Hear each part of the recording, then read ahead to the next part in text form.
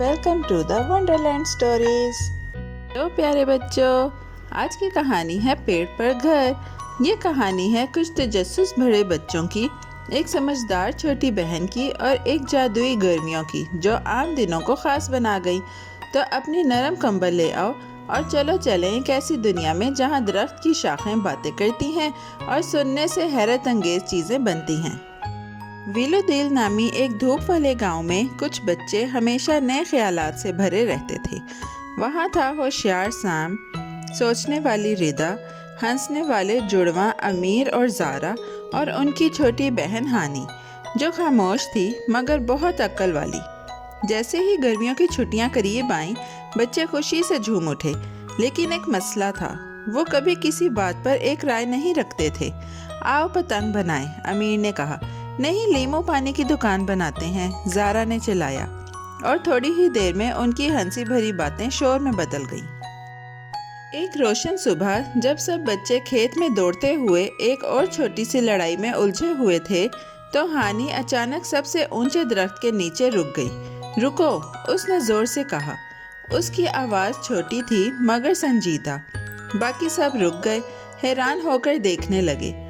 ہانی نے اپنے بال آنکھوں سے ہٹائے اور نرمی سے کہا، ہمیں کبھی مزہ نہیں آئے گا اگر ہم بس چیختے رہیں اور ایک دوسرے کی بات نہ سنیں۔ کیوں نہ ہم کچھ الگ کریں، جیسے واقعی ایک دوسرے کو سننا۔ باقی سب نے حیرت سے آنکھیں جھپکائیں۔ سیم نے سر کھجایا۔ تم کہنا چاہتی ہو باری باری بولیں؟ ریدا نے سر جھکا کر پوچھا۔ اور شور نہ کریں، ہانی نے امید بھری مسکراہٹ سے سر ہلایا۔ یہ تھوڑا عجیب لگ رہا تھا مگر تھوڑا جادوئی بھی۔ تو وہیں درخت کے نیچے بچوں نے انگلیوں کا وعدہ کیا۔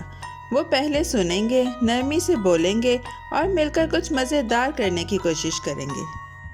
جب سب نے ایک گہری سانس لی اور اپنی باتیں ایک ایک کر کے بانٹی تو کچھ حیرت انگیز ہوا۔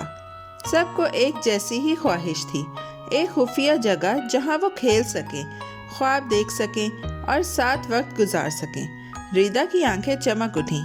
ایک درخت پر گھر؟ سیم اچھلا۔ ہاں، بس اسی درخت پر۔ اور یوں عظیم گرمیوں کا درخت والا گھر بنانے کا منصوبہ شروع ہو گیا۔ اگلی صبح رنگ برنگی بالٹیاں، چھوٹے ہتھوڑے، چمچماتی ربنیں اور لیمو پانی کے وقفوں کے ساتھ بچوں نے کام شروع کر دیا۔ پرانا درخت ہوا کے ساتھ ہنسا، جیسے بچوں کی خوشی نے اسے گدگدی کی ہو۔ امیر نے لکڑی پر جادوئی ستارے بنائے، زارا نے رنگین رسیوں کو اوپر تھمایا، اور سیم نے ہر تختہ ناپا جیسے وہ کوئی ماہر کاریگر ہو، اور ہانی وہ اپنے پسندیدہ گیت کی دھن پر ریلنگ پر دوستی کے دھاگے باندھتی رہی۔ مگر درخت پر گھر بنانا ہر وقت آسان نہ تھا۔ ایک دوپہر وہ سیڑھی کہاں لگانی ہے اس پر جھگڑنے لگے۔ بائیں طرف، سیم نے کہا۔ دائیں طرف، ریدا نے کہا۔ ان کی آوازیں پھر اونچی ہونے لگی۔ تب ہی ہانی نے نرمی سے تالیاں بجائیں اور گانا شروع کیا۔ جب آوازیں بڑھ جائیں دل کو سکون دو، نرمی سے چڑھو ہر پہاڑ پر جو ہو۔ باقی سب مسکرا دیے، انہیں اپنا وعدہ یاد آ گیا۔ اس کے بعد فضا میں جادو بھر گیا۔ پرندے ہانی کے گانے کے ساتھ چہچہانے لگے، بادل مسکراتے چہروں کی صورت اختیار کر گئے، یہاں تک کہ ہتھوڑا بھی جب نرمی سے استعمال ہوا تو تھوڑا چمکنے لگا۔ ہر دن بچوں نے کچھ نیا سیکھا، صرف کیلیں اور لکڑی نہیں بلکہ صبر، بانٹنے اور نرمی میں چھپی چمک بھی۔ ایک بارش والے دن بجائے اداس ہونے کے انہوں نے اپنے درخت والے گھر کو ایک آسمانی جہاز بنا لیا۔ کپتان زارا حاضری دے رہی ہیں، انجینئر امیر جہاز کے پچھلے حصے پر۔ درخت ہوا کے ساتھ آہستہ آہستہ جھوم رہا تھا۔ جب وہ سب تصور میں آسمان میں مارش میلو جیسے بادلوں اور جیلی بین ستاروں کے بیچ اڑنے لگے، باہر کی دنیا شاید بھیگی اور سست تھی مگر ان کے درخت والے گھر کے اندر ہنسی اور خوابوں کا راج تھا۔ یہ سب دیکھ کر گاؤں والے بھی حیران رہ گئے۔ یہ بچے تو کتنی خوبصورتی سے ایک ساتھ کام کر رہے ہیں۔ دادی نور نے اپنے برآمدے سے دیکھا، وہ چھوٹی ہانی تو جیسے کسی جادو کی چمک ہے۔ نان بائی نے ہنستے ہوئے کہا، اور شاید وہ واقعی ایسی ہی تھی، کیونکہ جب بھی کوئی مشکل آتی وہ نرمی سے بولی یا ہلکی دھن گاتی اور سب کے دل پھر ایک ہو جاتے۔ آخر کار ایک سنہری دوپہر انہوں نے آخری چیز بھی لگا دی۔ एक चमकती हुई तख्ती जिस पर लिखा था दोस्ती का घोंसला।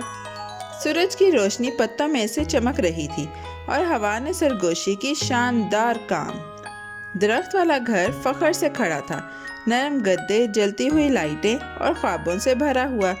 बच्चे ऊपर चढ़े, चारों तरफ देखा और खुश होकर सांस ली। यही है, सैम ने कहा, सबसे शानदार गर्मियों की छुट्टियाँ।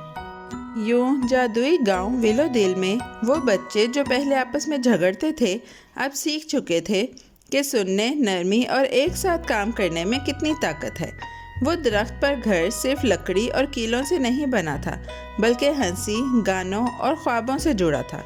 और हानी, वो छोटी सी बहन जिसका दिल बहुत बड़ा था, सबको ये याद दिलाती रही कि छोटी आवाज़ें भी बड़ी समझ रखती हैं।